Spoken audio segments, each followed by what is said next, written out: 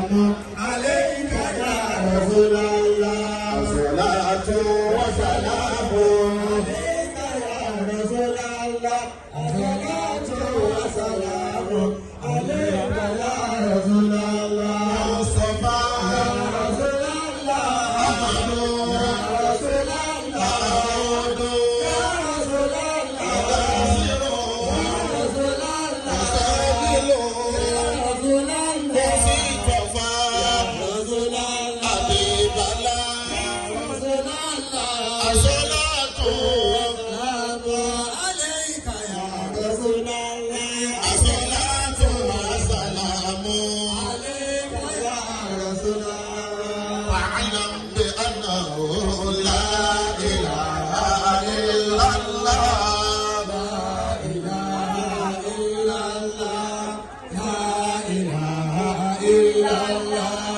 لا إله إلا الله لا إله إلا الله لا إله إلا الله لا إله إلا الله محمد رسول الله صلى الله عليه وسلم. نعم. kíkálukú wá dàní ẹ̀fọ́ òkú rẹ̀. wọ́n ní ẹjọ́ ń dání ẹ̀fọ́ òkú wa. a ti ṣe ti màmá àti bàbá. a ti ṣe ti màmá àti bàbá. ìwọ náà sọ́lẹ̀ mi rẹ̀. ìwọ náà sọ́lẹ̀ mi rẹ̀. ìyá rẹ̀ lọ́wọ́ àbẹ̀. ìyá rẹ̀ ń bẹ́ẹ̀ bàbá ẹ̀ bàbá rẹ̀ ni ẹ̀gbọ́n ẹ̀ ẹ̀gbọ́n rẹ̀ ni àbúrò ẹ̀ ìyàwó ẹ̀ ọkọ ẹ̀ àǹtí ẹ̀ àbọ̀bẹ̀ ẹ̀. àbọ̀bẹ̀ rẹ̀. kíkálukú sọ fọ́lọ́ pé ọlọ́run máa kẹ́ wọn. sọ fọ́lọ́ pé ọlọ́run dákúnjọ ọba mi kẹ́ wọn. bisimilahi kul huwallah. bisimilahi kul huwallah. قل هو الله احد الله الصمد لم يلد ولم يولد ولم يكن له كفوا احد امين. alájọ wa Táíwò Hassan mo kí púpọ̀ olóríire ẹ̀dá olóríire èèyàn ọlọ́run jẹ́ ìmọ̀ padà sí ewu. ọlọ́run jẹ́ ìwọ padà kíkálukú ló ti kulẹ̀. alájọ wa madam Ṣadé. alájọ wa madam Ṣadé. a ti jíṣẹ́ tẹ́ ẹran wa. àbáyọ àti jíṣẹ́ tẹ́ ẹran wa o. mo sì ní fájí àti nǹkan fàlájà Ṣadé. ọlọ́jọ́ bí ìjẹrin ẹ̀mí yóò kù ẹ̀ ní ṣe yẹn lágbèrè báyìí ọlọ́kùnrin náà rọrọ̀ ọ̀dẹ̀.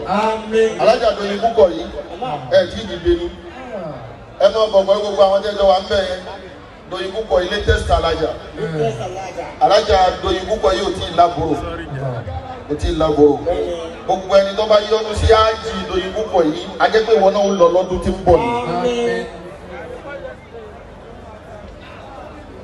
alájà owó ẹ̀yẹ owó yìí ti débi 5,000 naira Doyin púpọ̀ yìí ẹ ṣàkó béèlì 50,000 kan wá béèlì 500 kan mú wọn tẹ bá débi tọ́lọ́ ọlọ́run mọ̀ ṣàánú Doyin púpọ̀ yìí oúnjẹ nísìnyí tàbẹ̀ tí wò láwọn oúnjẹ téyàn ó sì wà lójọ́ náà àti rátìsì márùn gbogbo àwọn tó kún mẹ́ta